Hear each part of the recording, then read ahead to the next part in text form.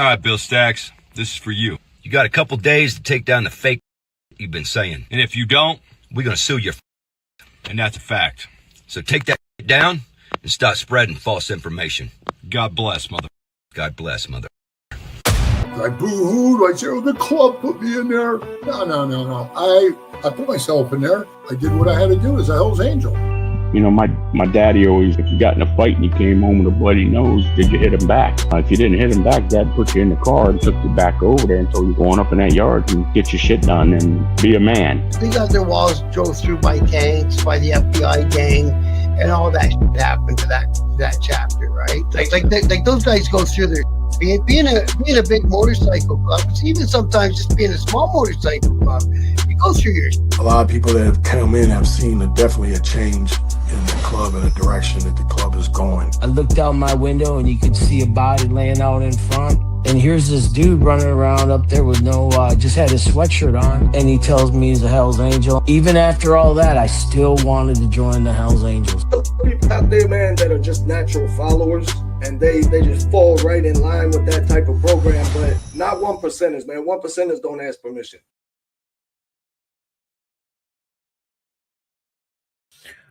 Welcome to this episode of Chattin with Staxx. I'm your host, Bill Staxx, and today we're going to talk about Harley against Bishop with the South Park edition. Before we get started, make sure you hit the like button, subscribe, hit the notification bell so you can get my videos every time they drop. Tell a friend to tell a friend. Tell your mother's brother, sister, friend about Chattin with Staxx, the dopest motorcycle content on YouTube. I appreciate all you guys taking the time to watch this show. We got a lot of things to talk about. There's been a lot of things that have been transpiring.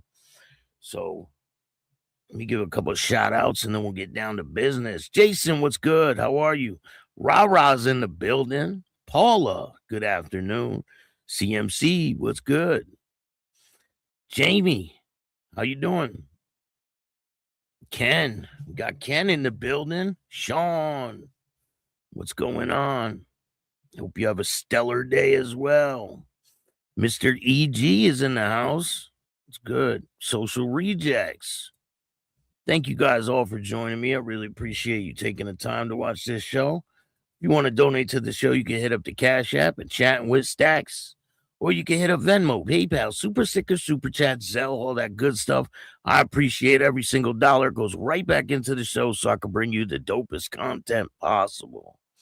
Kobe, how you doing? Psycho, what's good? Thank you guys for joining me today. We got a ton of things to talk about. It's been a lot of things transpiring lately. So if you guys aren't aware, one of the Pagan members, and this is crazy how this case unfolded, right? This dude, I ask a grower, how you doing? Thank you for joining me. Trevor, what's good? Shout out to Nova Scotia in the building. We got 50 people in the house. Hit that like button. So this was the first guy to take a plea, right? The first one out of the whole case. He gets the worst end of the deal. He thought he was skating by, taking a plea, right? Boom. He ain't going to be so lucky when you hear his sentence. So this is him after a while. Obviously cut his hair, right?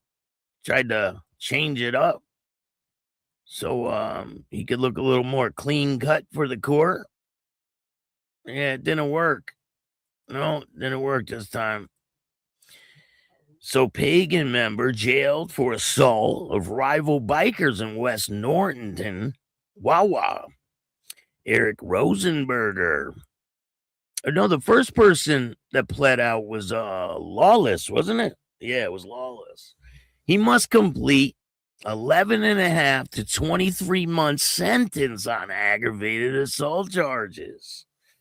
So, Norristown, an East Greenville man, a member of the Pagans outlaw motorcycle gang, it says here, who admitted to being involved with another club members during an assault of two rival bikers in a parking lot at the Wawa in West Nortonton Township, was taken into custody to complete his jail term. Eric Rosenberger, 46 years old, I'm not going to say his address. He was sentenced in the Montgomery court Tuesday to 11 and a half to 23 months in county jail on felony charge of aggravated assault causing bodily injury and misdemeanor charge of conspiracy to commit simple assault in connection with the 9:12 p.m. October 17, 2025 altercation and shooting that occurred with two members of the rival unknown bikers motorcycle gang in the parking lot of the Wawa at the 2544 West Main Street in West Norrington. Rosenberger pleaded guilty to the charge in May as part of a plea agreement, but the judge deferred the sentence at that time to consider a defense request that Rosenberger be allowed to serve a sentence under house arrest or work release. But no, hell no. She decided against that. The co-prosecutor said they opposed the house arrest and work release for Rosenberger. According to the testimony on Tuesday, house arrest suitability study ordered the judge and conducted on probation. Officials conducted that due to the serious nature of the aggravated assault charge. Rosenberger was not eligible for house arrest. So if you got major charges, hell no. Wilson, how you doing? Thank you for joining me today. So he was not eligible for house arrest. Furman said Rosenberger will receive credit for a time he spent in jail between his arrest October 30th, 2025 and March 28th of 2026. That's not that long, though. What is that? Like 6 months or something?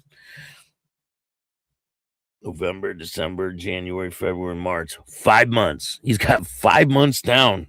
23 months to go. Or 5 months down. So he has what? 18 months left to go. So did the unknown guys testify? They did testify, but they didn't give any information. So they did go on the stand. They did talk, but they didn't give any information. 1518 Choppers, New York. How you doing? Thank you for joining me today. So he will get credit for a time served when he posted bail. I mean, usually when you post bail, that time is out. You know what I'm saying? When you post bail, they don't care that you did time in prison. So he's got 5 months knocked off. That's not that bad. But now listen to this. Virginia Chaos is in the building. He's got a consecutive 3-year probationary period. And the sentence means Rosenberger will be under court supervision for about 5 years. 5 years he will be on court supervision. Now, that's a long time to be on court supervision. I mean, even for like people that are living a straight and narrow life, right? That don't do anything wrong. If you get into one little mishap, the police get called, you get jammed up for something, you're going back to prison. And that's a long time. He made a statement in court. He said, I just want to say I regret what happened and I'm truly sorry, he said before learning his fate. Rosenberger, who was supported in court by several friends and relatives, did not comment about the sentence. He was just escorted by the sheriff deputies from the courtroom to complete his sentence. On Tuesday, the defense lawyer, while arguing for work release for Rosenberger, presented financial statements to the judge indicating that he keeps work in order to maintain health insurance for his family. That sucks. They're going to lose their insurance because he's not able to work. That's terrible.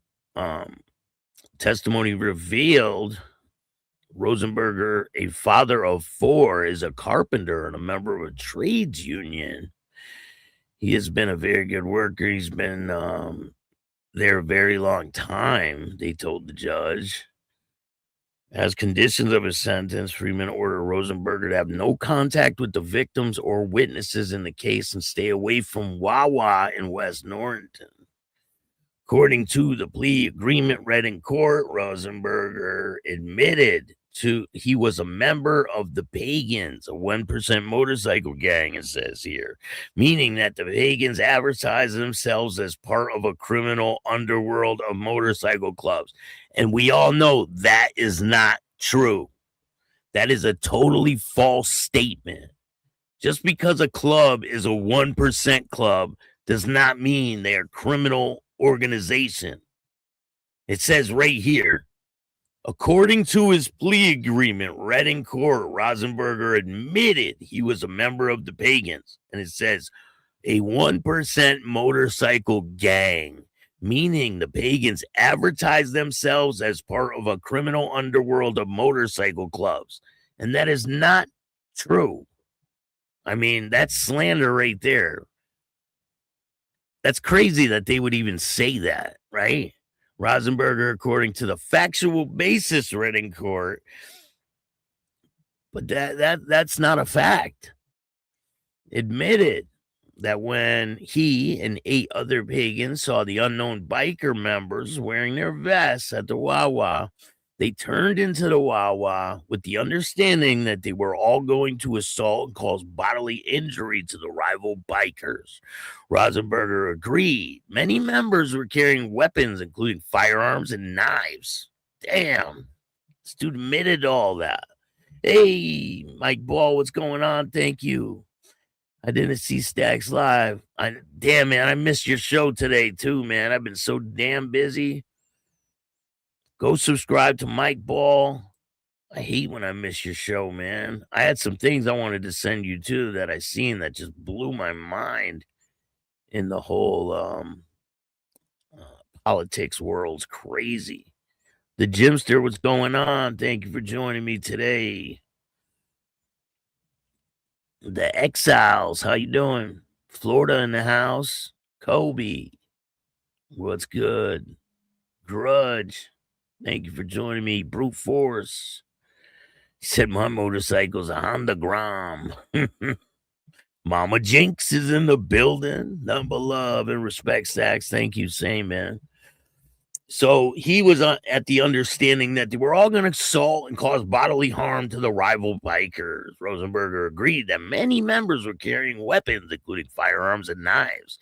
During the ride, that he was aware that rival gangs often carried firearms and weapons. Several of the Pagans, including Rosenberger, got off their motorcycles and began physically assaulting the unknown bikers.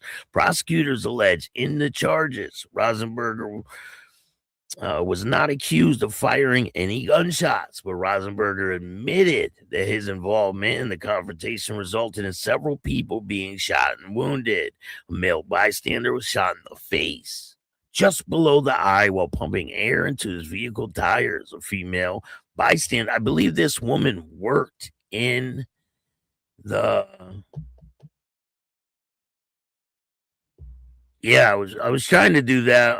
Ask a grower. I'm working on it. I'm trying. We'll see if it happens. Todd, how you doing? So the male bystander was shot in the face. I believe this woman that was shot in the torso, I think she worked at the store. She was shot in the torso as she stood at the door to the Wawa. Additionally, 3 members of the Pagans were shot and 1 member of the unknown biker gang were shot.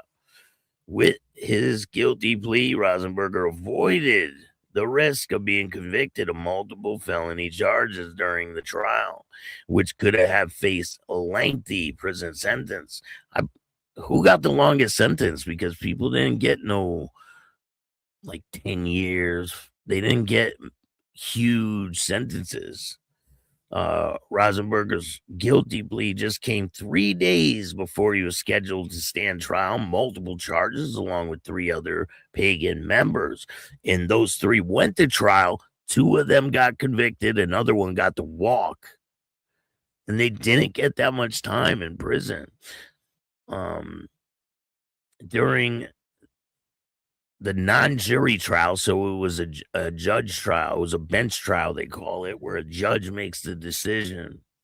George Seawick, Joel Hernandez Martinez were convicted, but Furman misdemeanor charges, simple assault, conspiracy to commit simple assault, reckless endangerment, and other a felony charge of riot in connection with the incident. Justin Junkyard Ray Knoll was acquitted on all charges after a 3-day trial. Seawick and Knoll, Hernandez Martinez suffered gunshot wounds during the incident. Williams previously claimed Rosenberger didn't know the unknown bikers and never had a problem with them. Williams claimed that Rosenberger was not armed and had entered the Wawa to get gas. So that's what they were saying before all this situation happened. Al Roseberry, how you doing? Thank you for joining me. Shout out to BC, Canada. Williams suggested at some point words were exchanged between the two unknown bikers and the members of the Pagans. The Pagan members believed that one of the unknown bikers was reaching for a firearm in his waistband and an altercation erupted. According to the previous testimony, 13 to 14 fired cartridge casings were found at the scene, were fired from guns linked to the two members of the unknown bikers, who were not charged in connection with the incident. Prosecutors contended that none of the victims would have suffered gunshot wounds if Rosenberger and the other Pagans did not enter the Wawa parking lot and initiated physical attack on the rival biker gang members. Under accomplice liability theories, prosecutors argued that all the Pagans were responsible for the injuries that occurred. Prosecutors argued that the unknown biker members acted in self-defense during the confrontation. Authorities originally charged 9 Pagan members in connection with the confrontation. Rosenberger was the 4th club member to plead guilty to some charges. Earlier this year, Furman dismissed charges against 2 other Pagan members during the pretrial hearings. Hemmler and Deacle suggests the Pagans, a dominant motorcycle club in Pennsylvania, felt disrespected when the unknown bikers hadn't requested permission to be in Pagan territory.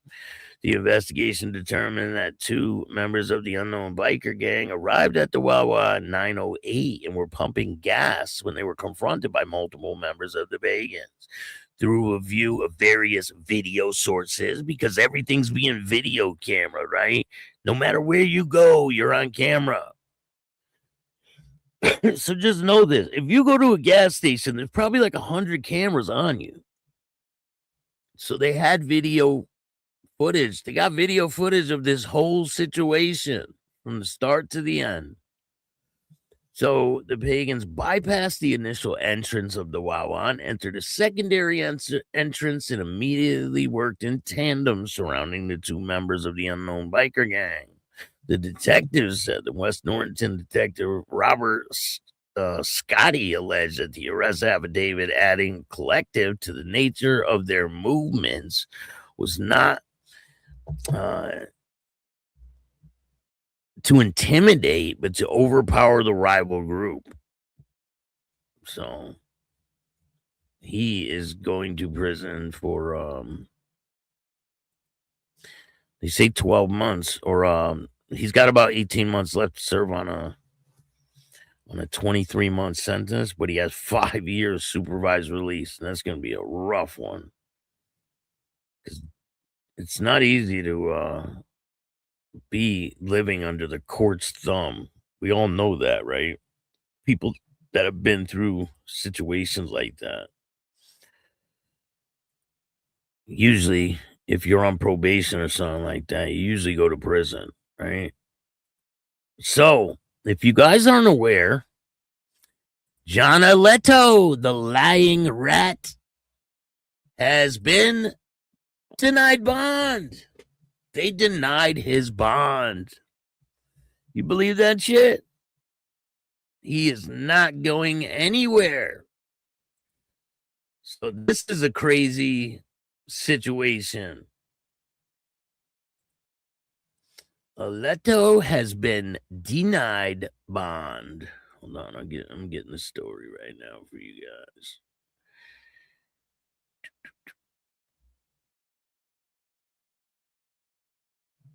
So he was denied bond. So he's going to be sitting in prison or jail until his case goes to court, right? Until he goes to trial. That's what they're saying. And they have recordings of him threatening these people.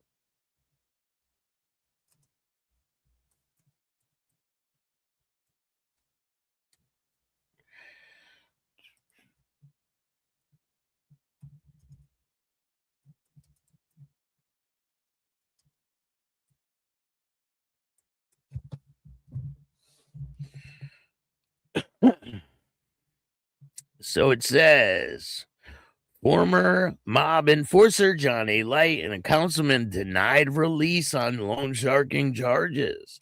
The mobster turned council member, he wasn't a mobster, he was never in the mob, he's Albanian, he couldn't be in the mob. I mean, people don't get this. And now people are saying that Barillo ratted on him. Barillo told on him because he has a court case going on himself and he didn't want to do the time. That's the word on the street. Word on the street is that Barillo threw Alite under the bus and got the whole thing rolling because he doesn't want to go to prison for assaulting his woman, right? Because he got charges right now. He's on house arrest and he just went to court. And then right after he goes to court, boom, Alite gets picked up. So he will remain in jail on charges after the judge declined to release him after the 2-hour court hearing yesterday. The attorney general disputed the claims that John Alite, who spent 14 years in prison, at least 6 murders, was a different man, and that he was an enforcer for the Gambino crime family. He was an enforcer for the Gotti family. That's what he was. She maintains that his recent action shows that he hasn't changed. And we all know that, right? No, he's not in the Albanian mob. He wasn't in any mob. This guy is not, he wasn't in the mob. He didn't work for John Gotti Sr. He was friends with John Gotti Jr. I mean, a rat who's friends with Gotti Jr. That's it. Miklo, what's good, man? 100%. So, said he was a different man, but they say he's not a different man. They accuse Alite of telling the alleged victim that think I'm different person than I used to be, but I'm not. I'm the same motherfucker. And they have recordings of this. He said, you think I'm a different person than who I used to be, but I'm not. I'm the same motherfucker. And that right there is going to bite him in the ass. He wants to play like he's a big tough guy. Well, they're going to show him what a big fucking tough guy gets. So violence is who he is and how he accomplishes what he needs to accomplish, they said. He glamorizes his past life, and he definitely does. He gloats about it just like the rest of these fucking guys. They're not changed men. They're not. They brag about the shit they did. Did I baseball bat this one? Yes, I did. Did I do this? Yes, I did. I shot this guy. I did this. All they're doing is gloating about it, how tough they are and the shit they've done. They're not changed people. They're just not. Trust me. And you know what it is called? It's called karma. It's called karma. You tell on people and people tell on you. And that's how it goes. And the guys that are telling on them, I don't even think they're criminals. Like, they borrowed some money and this guy threatened them. And now he's going to pay the price. You know what I mean? They said she took evidence of escalating dangerous behavior into consideration, the judge has said. The court finds that the prosecutor and the state has met their burden to overcome the presumption of release by clear and confident evidence or convincing evidence. The court finds that there is no amount of money or non-monetary conditions to accommodation for offenses in which would reasonably assure the defendant's appearance to protect the safety of any other person or the community or the defendant from obstructing or attempting to obstruct the criminal justice process. So they don't want him to go and threaten people and try to get them to drop the charges, and because that's what they're afraid of, I think. Because you think he's a different person? I'm the same motherfucker, he said. The prosecutor called him a stone cold killer and represented him as a flight risk and potential for witness intimidation. And she highly opposed his release, and the judge felt the same way. The complainant that threatened violence to collect $250,000 on a $50,000 loan will be referred to a grand jury. Oh, this is not looking good for Mr. Alite. He has publicly acknowledged participating in approximately 36 shootings during his years and with the crime family. And he talks about all this shit like openly. He says, and listen, the stuff that he talked about is so, like, if it happened, would be so legendary, right? And I looked into a lot of the shit he said, and it never happened. He said that he shot bouncers and he sat there at the bar and had a drink. Go look at my old videos. I explain all of it. He says he sat at a bar after he shot these bouncers. There was high school kids in there, and a bouncer came walking up and he shot him in the leg, and he sat down. He had a drink. The police came, surrounded the place, and he just walked out and pointed at the bar and said, "Oh, they're in there," and just kept walking, and they let him go. And he got away, and he shot a whole bunch of people in there. Bunch of bullshit. Never happened. I looked it up. Never happened. There was no shooting incident like that. So this guy is just full of shit. So prosecutors say Alite allegedly threatened to strike one debtor in the head with a baseball bat and told the other that he would gut people like a fish, according to court records. One alleged victim was pressured into paying attorney fees related to a property deed, while others were allegedly threatened over loan repayments and interest charges. So someone borrowed $50,000 from him, and he wanted $250,000 back. That is just crazy. And for him to think he could get away with doing that to people is just insane, right? I mean, I could see if you let a friend borrow some money, they give you like $20 back or whatever. You would let them borrow 100, they give you 120 back. That's a little different than loan sharking, where you give someone 50,000 and they give you 250,000 back. Yeah, the math ain't mathing, right? Come on. I used to borrow money from my boss, right? And I would give him a little extra money for letting me do it. Like he would give me money before I got my paycheck.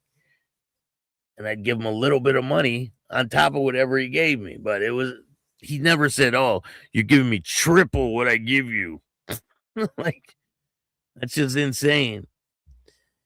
So according to the criminal complaint, Alite kept a cache of weapons in his home. The prosecutors say were connected to his use of threats and intimidation to collect debts.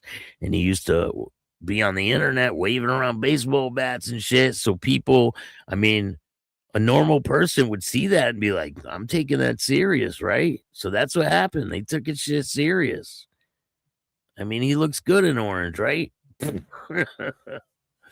So during the search of his New Jersey, police recovered 6 baseball bats, 1 near the front door and 5 in the kitchen, along with metal knuckles, expandable batons, 2 slapjacks, and roughly 24 switchblades or other knives. Investigators also found a bag containing anabolic steroids that allegedly lacked the prescription information. Crazy, man. The charges announced last week by New Jersey Attorney General include extortion, criminal usury, terroristic threats. Prosecutors allege Alite made high interest loans with annual interest rates exceeding 50% and used threats of violence and intimidation to force repayment. He also allegedly sought victims' home addresses, expressed the intent to confront them personally. Damn, he joined the Englishtown Borough Council in 2025. That was probably his undoing, is going and being a person in the spotlight. You can't be in politics and do shit like this. You can't do shit like this anyway. If you're these guys ratted on people, they're on the internet bragging about all the crimes they committed, and now you're out doing the same shit. And you said you're a changed man and you help kids and this and that, but you're bragging how tough you are. And all that shit that happened with him and Fat Joe, that was a big situation too. That put the spotlight on him pretty big too. So honestly, I think he did all this to himself. The bottom line, I think he did all this to himself. You know who he has to thank for all this? Himself. So we'll see what happens to Johnny Boy. It's crazy that rats like this have a lot of supporters. It's very weird, cringy weird that they have supporters that like believe in them.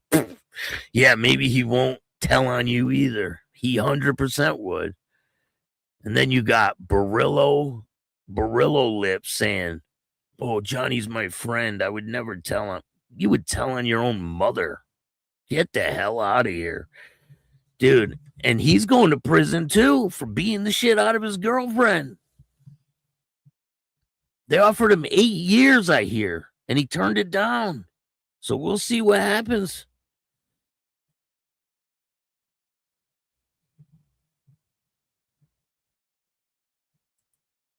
So we're going over to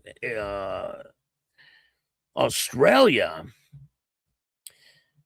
A bikey boss was sentenced to 13 years behind bars over meth and extortion charges.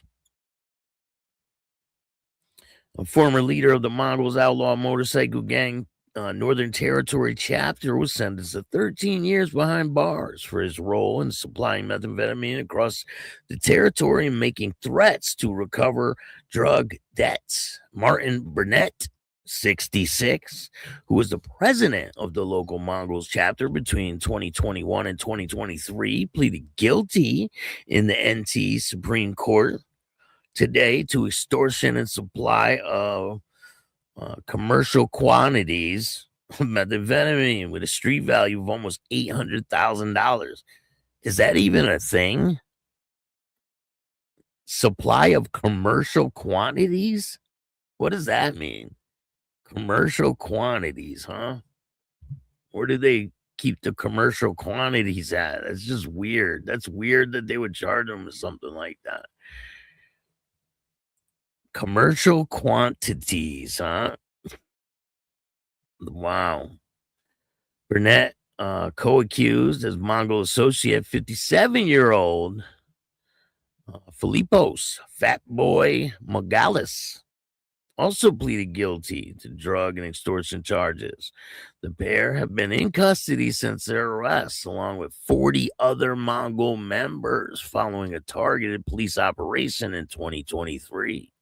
The court heard Burnett's and Magalis helped supply the street-level dealers with large quantities of methamphetamine, sometimes sourced from Melbourne, which is where then they were sold across the top end. Court documents obtained by the news secretly taped phone calls between the two men, which captured them discussing interstate drug deals and plans to blackmail people who owed them money. In one covertly recorded conversation, Burnett told Morales, one of the gang's drug dealers, who's going to lose 2 fingers after failing to repay his debts. In separate conversations, the pair was recorded discussing another of their associates needing to engage in or making large amounts of money to meet her obligations. That's pretty crazy. The hierarchical violent criminal organization in sentencing, the Supreme Court described Burnett as being a apex of the gang's NT operations. The position of president of the NT chapter of the Mongols is clearly not one in which you unwillingly fall into, he said. The court heard both men had claimed psychologists while in custody. So they seen psychologists while in custody, and they learned that they learned from their mistakes, and they were committed to avoiding drugs once they were released. In one interview, the clinical psychologist, the court heard Burnett and his childhood exposure to domestic violence motivated him to become the man who could protect others. But justice rejected those claims, saying he had no doubt each man's involvement with illicit drug business was motivated by the desire for financial gain. Engagement in supply of large quantities of dangerous drugs like methamphetamine could not in any way be perceived as attempting to assist another person. In sentencing Morales, Justice Burns said he was not a patch member of the Mongols. He played a vital role in the drug supply and trusted confidant to those within the gang. Burnett was sentenced to 13 years in prison, backdated to his arrest in 2023. He will be eligible for parole in 2029. That's crazy. The sentence the end of a long, hard road. The detective who heads the NT Police Gang Investigation Unit said investigators were pleased with the result. The sergeant said he hoped the result would send a message to other gang members in the NT. We are hoping it will have a big impact on the OMGs in the territory to know that they are being targeted, he said. And they're definitely being targeted.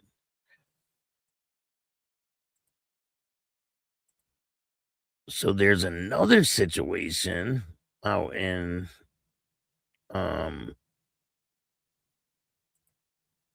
listen to this shit.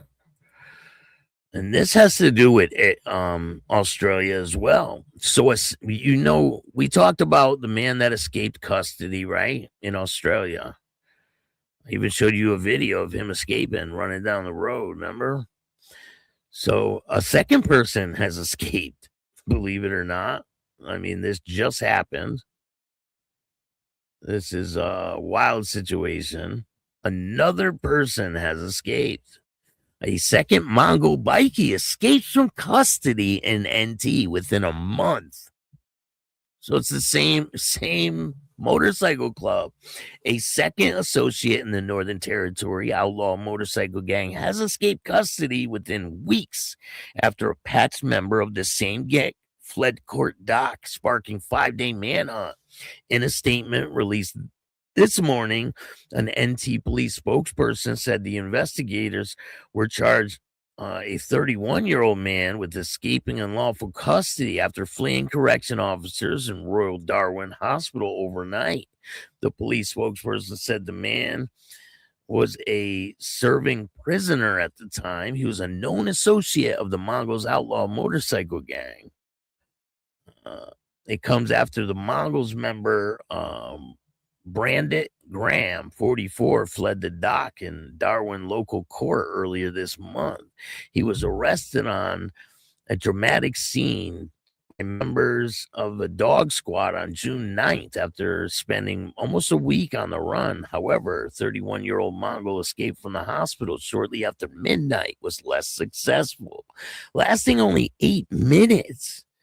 Damn, 8 minutes it lasted. Police responded immediately, and with the assistance of Dog Operation Unit, they located the man on Tower Road, a spokesperson said. He was arrested and returned to Darwin Hospital before being handed back into corrections custody. He is due back in court to face the court at a later date. But damn, 2 people and one in like a week after the other guy escaped. That's just crazy. Insane. So we got this guy. He is a member of, I believe, the Galloping Goose Motorcycle Club.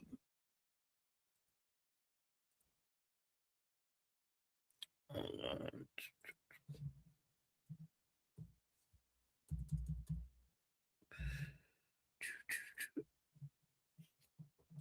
Give me 1 second.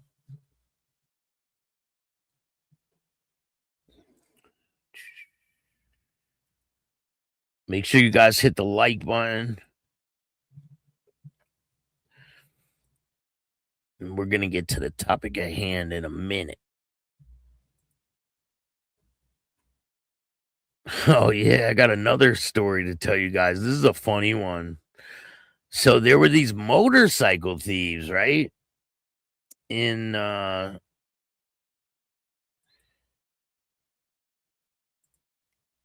Jalisco, Mexico, a local man has become a real-life vigilante known as the Batman of Logos Miarnos. Fed up with the useless authorities, he started hunting down motorcycle thieves himself. In just 10 days, he already caught and duct taped 5 suspects to poles and their own stolen bikes. Residents are calling him a silent guardian of the dark night.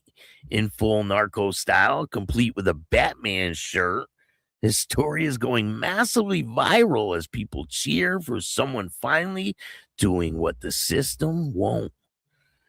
Let me show you guys a picture of this guy. Isn't it funny? This is him. He's going out targeting people who go out and steal motorcycles. And what he's doing to them is hilarious. This is what he's doing to them. He's duct taping them to poles.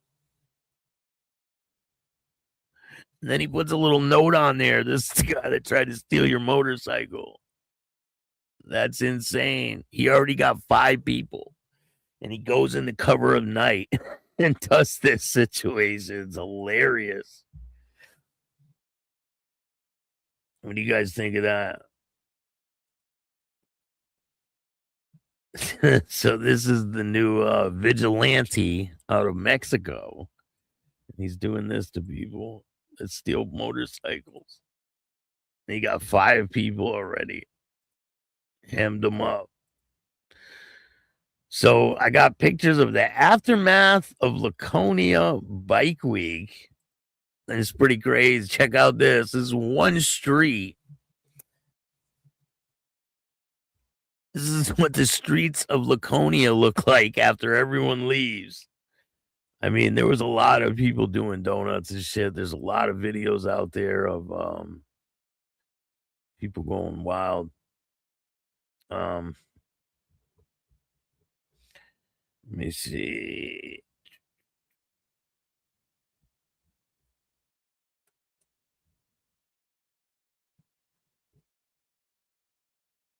All right.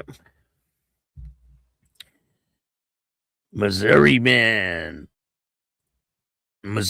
sentenced to more than 22 years after shooting at deputies during drug raid. A Missouri man who opened fire on law enforcement officers executing a search warrant at his home has been sentenced to more than 22 years in federal prison. James Elsey, 63 years old, of Marshall, Missouri, received a sentence of 265 months in federal prison after pleading guilty to multiple drug and firearm offenses stemming from a violent confrontation with law enforcement in 2025. Deputies were shot while serving a warrant, according to federal authorities. The incident happened in May of 2025 when deputies with Pettis County executed a no-knock warrant at his residence in Saline County.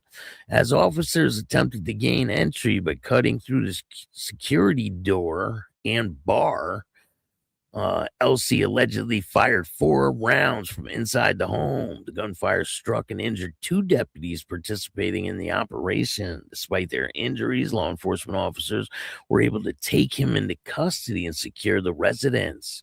Methamphetamine and firearms were discovered. Investigators later determined that he attempted to destroy evidence by flushing methamphetamine down the toilet as officers entered the home.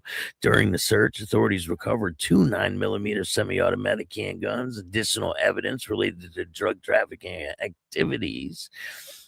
Because LC was a convicted felon, federal law prohibits him from possessing firearms. A guilty plea and the federal prison sentence. In January, LC pleaded guilty to possession with intent to distribute, discharging, and possession of a firearm in furtherance of a drug trafficking crime. And that will get you a lot of time in prison. If you firearm by a convicted felon, that charge alone will get you 10 years in prison. Federal prosecutors argued that the case demonstrates the danger of law enforcement officers face when serving warrants involving narcotics investigation. The court ultimately imposed a sentence of 265 months, more than 22 years, reflecting both on the seriousness of the drug trafficking offenses and the violent attack on law enforcement personnel. But it's a no-knock warrant. Wouldn't you be like, damn, someone's coming in my house? Wouldn't everybody react that way? Although both deputies were wounded during the incident, they survived their injuries. The case serves as another example of the risks officers encounter during high-risk warrant operations, particularly when suspects are armed or involved in drug trafficking activities. Following his release from prison, he will be subject to federal supervision under conditions imposed by the court. So he's not cutting free once he gets out of prison. He still has to go through a bunch of shit and be under the court's thumb. So if you guys don't know, there is another video. Believe it or not, there's a whole nother video of the situation that happened in Chicago. And I have it. Guess who filmed this video? The police did. So I'll try to get it for you guys. Well, I have the video. You can watch it right now on Patreon. If you join Patreon, you can watch it right now. But I haven't seen it any other place. No other person has it. In other news, this guy, Kyle Sandler, from Federal Prison Tips, has died. This guy's a scammer. He was getting people's money, not providing the services that he was supposed to, helping people get out of prison. He was just taking people's money, saying, I could guarantee you that I'll get your relative out of prison. I'll give you a Christmas deal. I interviewed tons of people related to this case, and I was going to do a big story on it. I still might do it. But Kyle Sandler has passed away. He had a brain bleed, and he died. So that's crazy. Insane situation. People didn't think that he would end up passing away. Just like, damn. Let me show you guys some still shots from that video.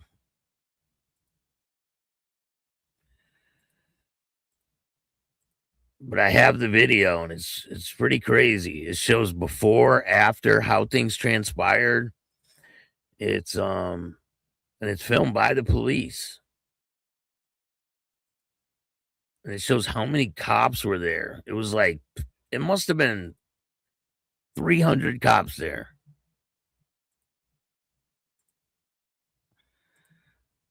Once when you see these pictures, you're going to be like, holy shit.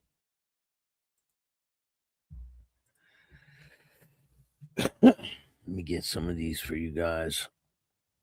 Hey, Craig, what's up, man? How you doing?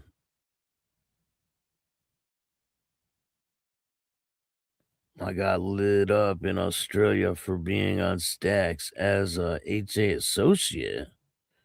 Huh?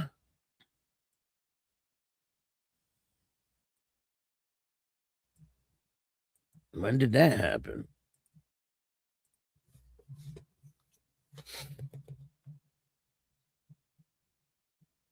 Look how many cops were at this situation. Look. Bam. You think that's a lot? Just wait. Look at all these cops.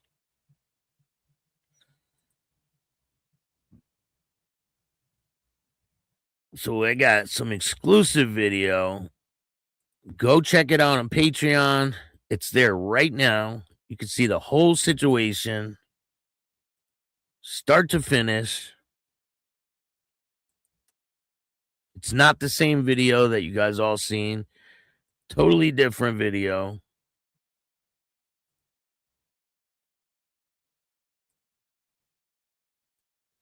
Go check it out on Patreon. We got 100 people watching. Make sure you hit the like button, subscribe, hit the notification bell, put the bell on all so you get all my videos. I guess that chick was being a problem. So I do have another interview dropping with the late Michael McCullum. He was a Hell's Angel out of Chicago, and he ended up passing away early this year.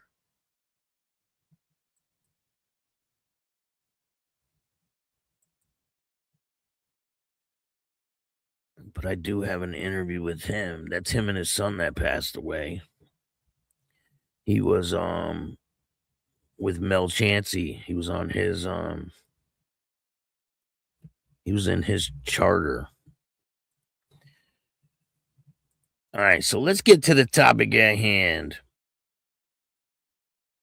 Now make sure you guys go to Rap Fame Uncensored. There's a link in the description of this video if you want to see the full video.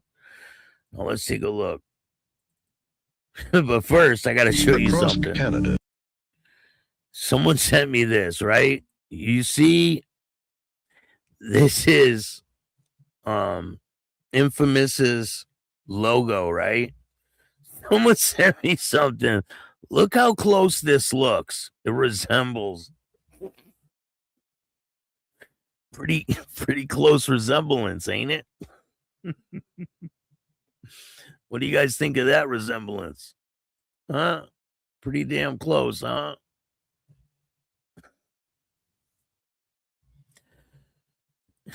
Go to Rap Fame Uncensored and check this whole video. A strange new force is moving across the highways.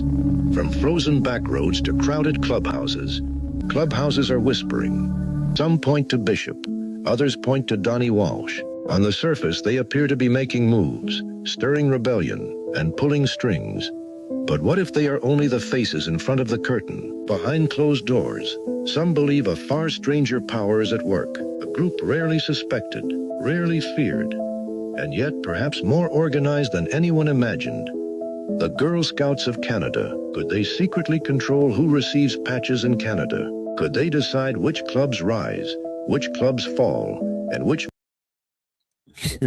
The Girl Scouts of Canada control who gets patches.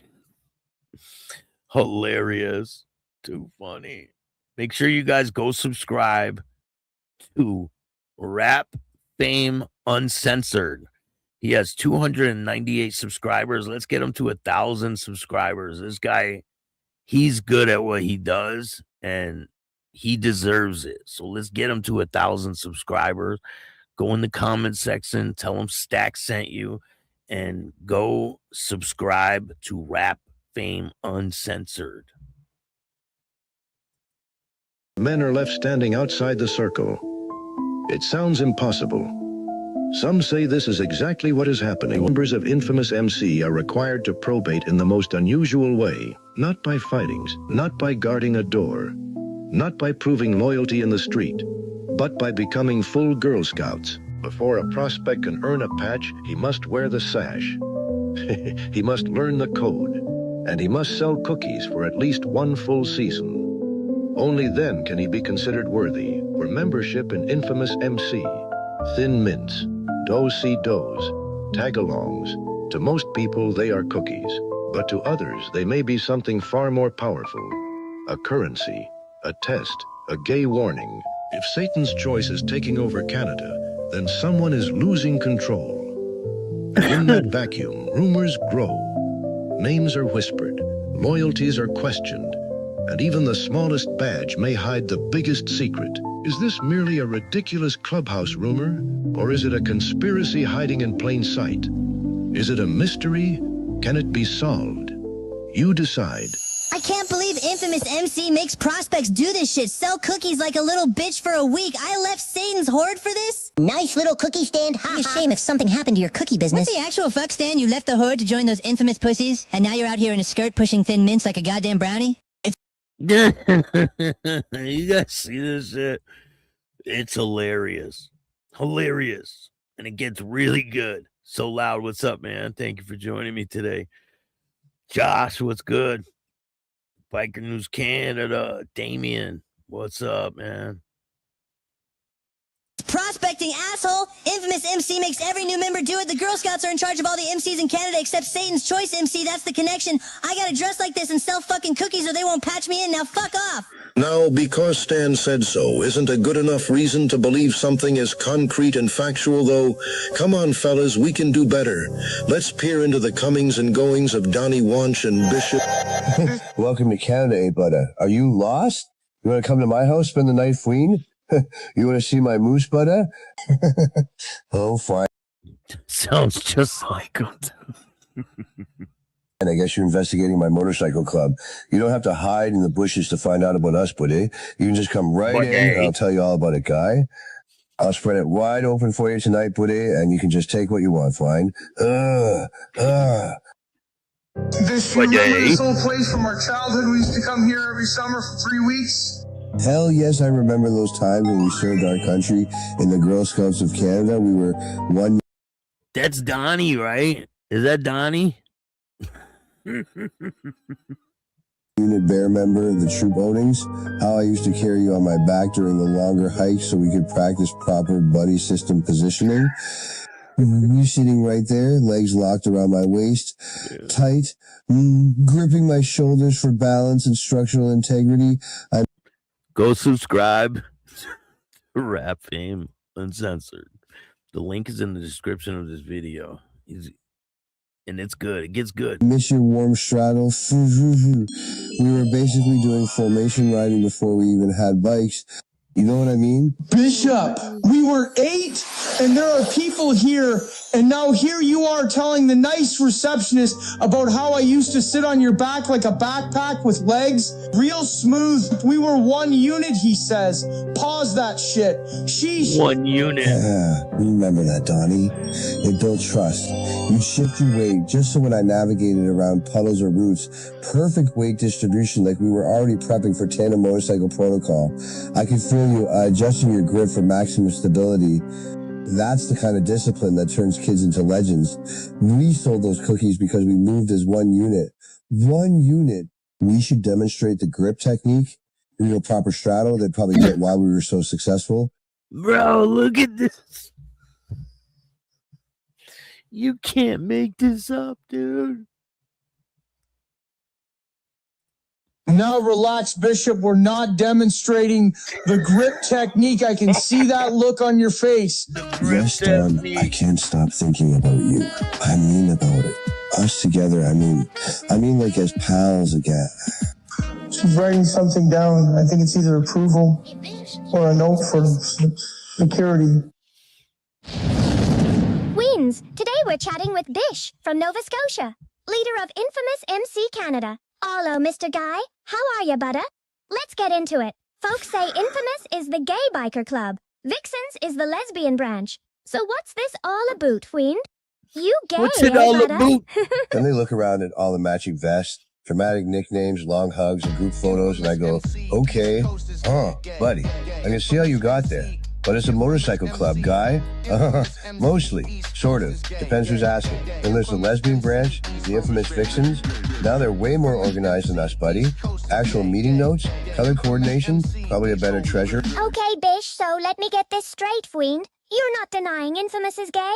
You're not denying the Vixens are the lesbian branch. And now you're telling me the whole operation answers to the girl guides? That is a lot of patches under one cookie table, Butter. What's the connection, guy? Are they sponsors, supervisors, emotional parole officers? Because from where I'm standing, this looks less like a motorcycle club and more like a sadness rehab program. Well, now, hold on there, gay. The girl guides don't control us, swine. They provide structure, leadership, and correctional listening lectures, butter. Huge difference.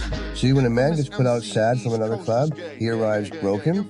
The guides teach how not to explain himself for 20 minutes. The Vixens handle discipline. Infamous handles the bikes. Together, guy, we give rejects another chance.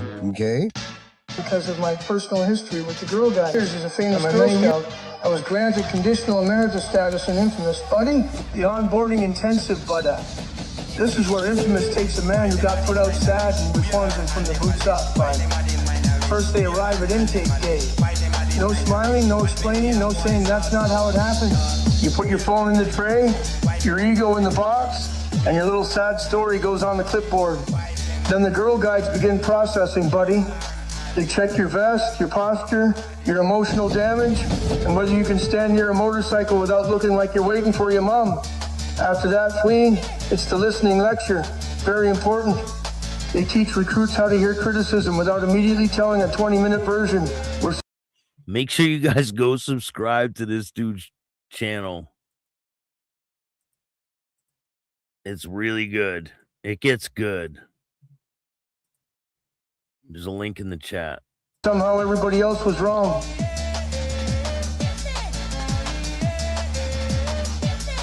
He said somehow everybody else was wrong. Oh, man. Meanwhile, back in South Park, Eric Cartman was dealing with a situation of his own. I got National Geographic type titties.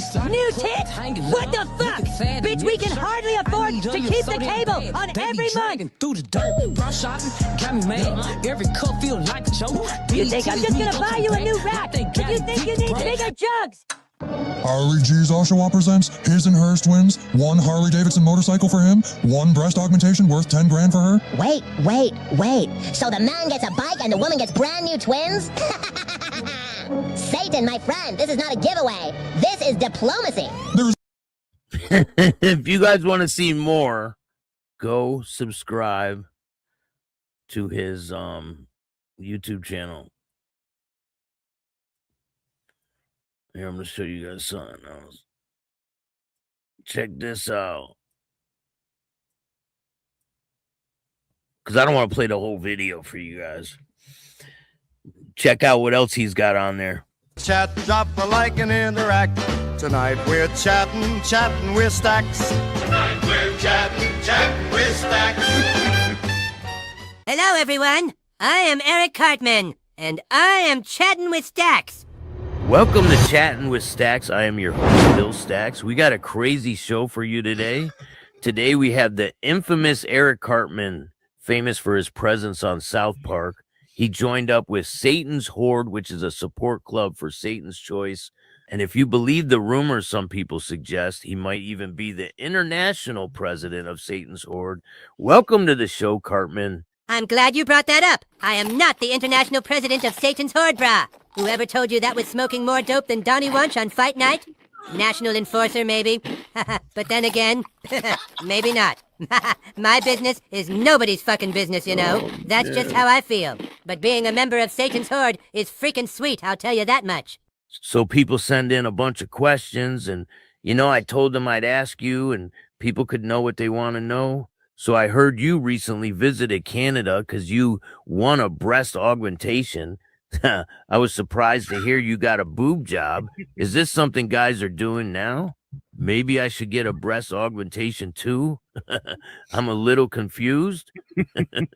Is this a trend? Jesus fucking Christ! Why does everybody think they were for me? No, they were for my lady. I won her a pair of new tits. That's romance, you guys. Yes, technically it benefits me, but it also benefits the community. After 2 kids, things were getting very sad, like a deflated balloon situation, and it gave me an opportunity to hang with Harley G and my brothers in Satan. It was a blast. Ginger, what's up, Not man? that I need permission. So I do let what I me want. stop you right there. You went to Canada because you won a contest. That is so funny, because I do that too. Let me stop you right there. He's got the laugh down and everything. That's so funny. Things were getting very sad, like a deflated balloon situation, and it gave me an opportunity to hang with Harley G and my brothers in Satan. It was a blast. Not that I need permission. I So do let what I me want. stop you right there. You went to Canada because you won a contest to get your girlfriend a boob job, and somehow that turned into you hanging out with Harley Guindon.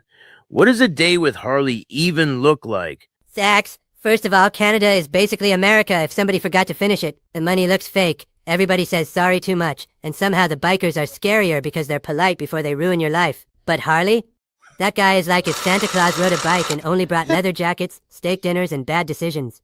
We were cruising around, everybody knew him, everybody respected him, and I'm sitting there like, yeah, this is freaking sweet. Well, I gotta go, but I brought this photo album for you and your fans to check out. Enjoy!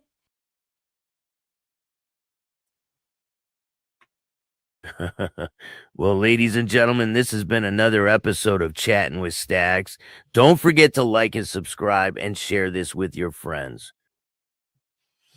Shout out to Rap Fame Uncensored. This was absolutely awesome. Go subscribe to Rap Fame Uncensored. Let's get him to 1,000 subscribers. He definitely deserves it. And shout out to him for the great work he did. We're going to talk about him on another show, too. I appreciate all you guys. Thank you for joining me today. If you like this show, hit the like button. Subscribe. Hit the notification bell so you can get my videos every time they drop. If you want to donate to the show, you can hit up the Cash App at Chatting with Staxx, or you can hit up Venmo, PayPal, Super Sticker, Super Chats, Zelle, all that good stuff. Make sure the bell's on all so you get all my videos, and go subscribe to Patreon. I can't stress it enough. That's where you'll get exclusive content, full videos. There's a lot of interviews over on Patreon. It's like $3 a month. Maybe I'll make a lower tier for you guys. But anyway, I hope you guys have a great rest of your day. Tell your mother's brother, sister, friend about Chatting with Staxx, the dopest motorcycle content on YouTube. And if you guys don't like this show, you already know what to do. Start your own podcast. And remember, don't be a bitch. And all new at 5, a major organized crime bust. 23 people under arrest now accused of stealing guns and cash. Today, police revealed 4 organized crime groups are wreaking havoc. From aggravated robbery to kidnapping, burglary, and more. Let's take a look at this. New pictures from court documents in this case. These are a few of the people who have been charged, and investigators say the money, tens of thousands of dollars, is all stolen.